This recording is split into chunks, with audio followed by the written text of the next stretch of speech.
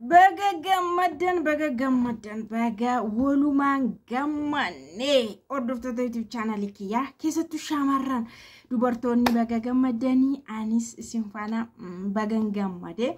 Egaa gaaffii keessan barra dheeraa isinii deebi'eetii jira, furmaata argatee jira, barbaarsa wanta isin barbaadanii gaaffii isin gaafachaa turtan, hiriira isin bahaa turtaniif deebiin isinii argamee jira. Baay'ee tokko isinii gammadeetiin jira jechuudha. Dhugaa seetanii maalumatu moonu argamettanii yoona curcur jettuuti.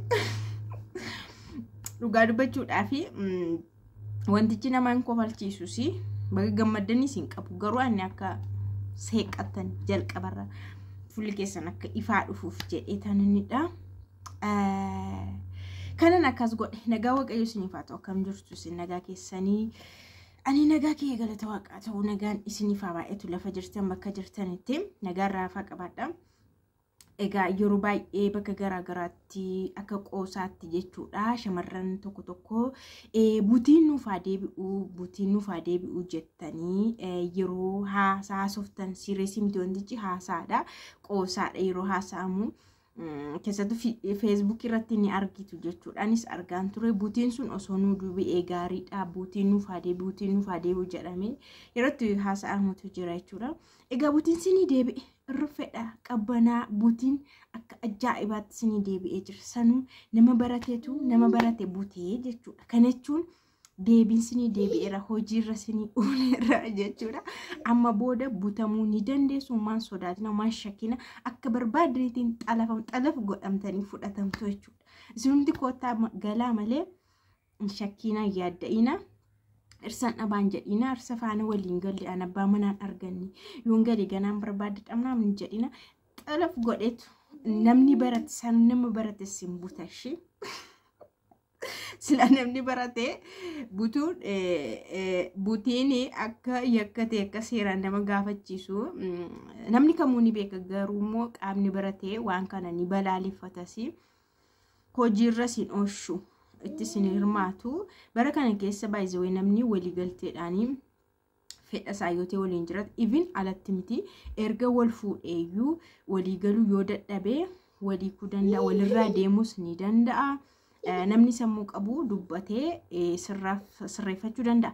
Akkasuma dubbatees adda bahuu danda'a. Jireenya mataa dhuunfaasaa jiraachuu danda'a. Maaliif bara qaroominaa keessa jirra waan ta'eef barichi bara garbummaa miti, baratti shamarri gadi qabamtus miti, baratti akka durii sana miila qofaa dhiqxee jiraattu miti jechuudha. Dubartiin akka feetu abbaa manaa faana jiraatte walii galan yoo walii ta'anii kanaachi heerumni qilinxoo waan hin taaneef akka feetetti yookaan wantichi waan rakkisu taanan wantichi waan waliin galle taanan wantichi waan jireenya lamaan isaanii walitti hidhu miti taanan akkuma argitanii namoonni baay'een adda addaan deemu kan wal miidhanis illee ni jiraatu jechuudha. Irra darbee immoo butiin kun hin jiru surma dhabama ta'eera namni ittiin hirmaatu maaltu nama butasi isheen feetee faana ni galti bisheeffates fudhatee ni gala amansiifachuus ni danda'a jechuudha. Egaa butiin eessatti ta'e yoo jettanii kaleessa dhageessaniitu natti fakkaata jechuun miidiyaa irratti kan dhufe bakka miidiyaa gurguddaa irratti kan dhufe kaleessadha. Isa dura garuu torbee tokko fixxeetti mucayyoon sun ergi butamte jarri lachuu nama baratanii intaloonni hojjettuu baankii daashan baankii keessa nama hojjettuudha. Qaama barateedha jechuudha. Namni ishee bute illee qaamuma barateedha jechuudha. Akkasiin butuu qofa osoo hin taane wanti rakkoo uume immoo mucaanii hiriyaa qabdii jaalallee jechuun gara gaa'ilaatti adeemsa gaa'ila dhaabbachuu kanatu illee tartiibaan itti adeemamaa jira akka dhaga'ametti. Abbaa manaa shifaana waliin bultii ijaarrachuu yookaan waliin jiraachuudhaaf tartiibni qabameetii jira. Maatiin hunduu beeku. Akkashin heerumaa qophaa'aa jirtu maatiin illee qopheessaa akka jiran kun hunduu ni beekama. Ganamni kun akkashin itoon heerumiinidha kan inni achi hankaaqsuuf karoorfate innis baay'ee tokko dhugaa waaqa bitaa namatti gala dur yeroo butii warri keenya faa harmee keenya baay'ee yeroo meeqa butanii irraa uusisanii yeroo fakkeenya waraqata namni ergatu innaasaan waraqata sana hambifatanii kennaniiru jedhamu dhagaamu namni biraa ishee barbaadu immoo dhufee jalaa butaa jechuudha. Duratti akkas ture. Garuu abbuma milkeeffata butee kan hambifates jira, butee kan hidhames jira, butee osoo manaan hin gaatiin namni ijoolleen fa'aa loon eegan namoonni midhaanii haaman fa'aa kuni iyyanii yeroo itti buusisan fa'aa walirraa buusisan fa'aa jira jechuudha. Akka aadaa Oromootti butiin sirriitti ni jira. Butiidhaan kan itti fufee jireenya isaa jiraatee ijoollee horee haga dhumaatti tures ni jiraata. Durga akkasumatti dur akkana miti. Dur filannoon hin jiru. Dur waraqata ergataa. Dur ati abbaa si fuudhu hin beektu. Ati garuu ilaalamteetta. Maatiin yookaan abbaan sun si ilaallateera akkana ture. Amma garuu bara qaroominaa jaara 21ffaadha. Bara sadhumaarra jirra. Namni filannoo mataa isaatiin dubbatee walii galee yoo walii ta'uu baate walirraa deemee akkanatti yeroo wal fuudhan keessatti waan akkasii baay'ee dhugaa sirrii miti hin deeggaramu. Yeroo kana filannoodhaanii walii galteedhaanii namni kan waliin jiraatu. Egaa jarri kun eessa yoo jettanii magaalaa Hawaasaa keessadha. Magaalaa Hawaasaa keessatti magaaluma guddaa Hawaasaa keessattidha kun kan ta'e. Naannoo gara sa'aatii 12 yeroo isheen hojiidhaa baatu hojjettu baankii isiniin jedheera. Yeroo isheen achuma baatu namni kun fudhatee sokka jechuudha. Maaltu jira akkamiin fudhachuu danda'e lafumaa kee dhufee intala namaa fuudhee moo duraan gaafateera moo duraan hiriyummaa waliin qabu moo duraan jaalallummaa waliin qabu moo isa jedhuu fi ofiisaanii barbaada gaaffiis ni dhiyeessa akka ishee jaallatutu jira. Obboleettiin ishii ni beekti. Even dursallee too hin fudhatiin durayyuu obboleettii irratti bilbilee akka himaa turedha.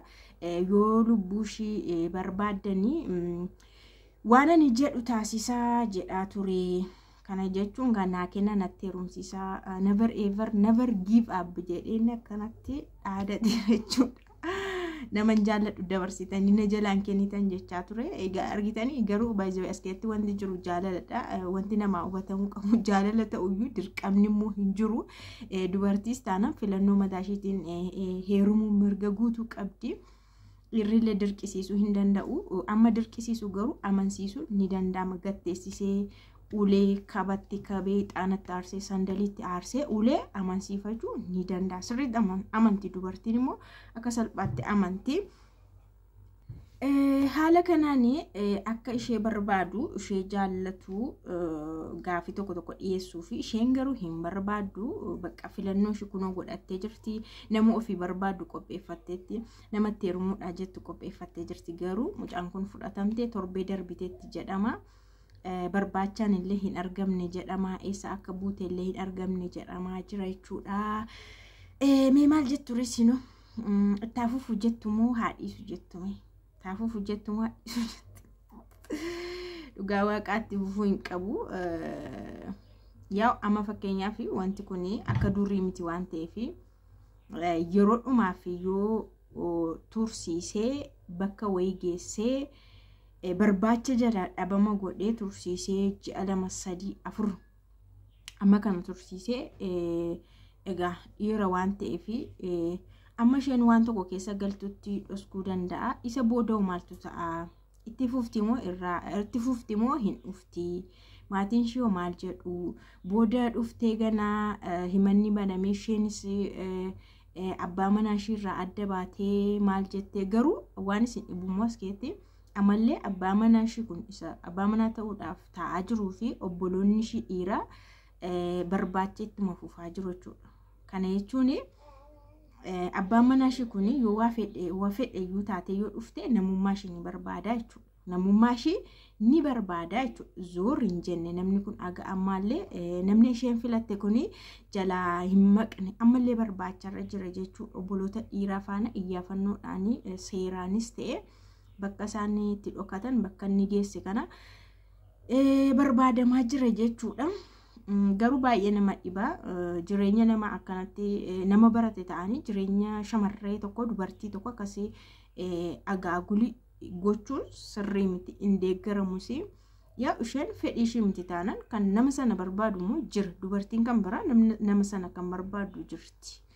Kanaaf garuu sheemiidha dhugaa waaqan nama barate ta'ee akka kana gochuun impossible hin jedha ta'uun qabuun sin hin jaardoftoota kiyyaa. Meesinoo maal barreessitu akka aadaa duriittis barreessaa yaada keessanii akka ammayyawaattis barreessaa. Kana fakkaata har'a yaada ani isinii qabu.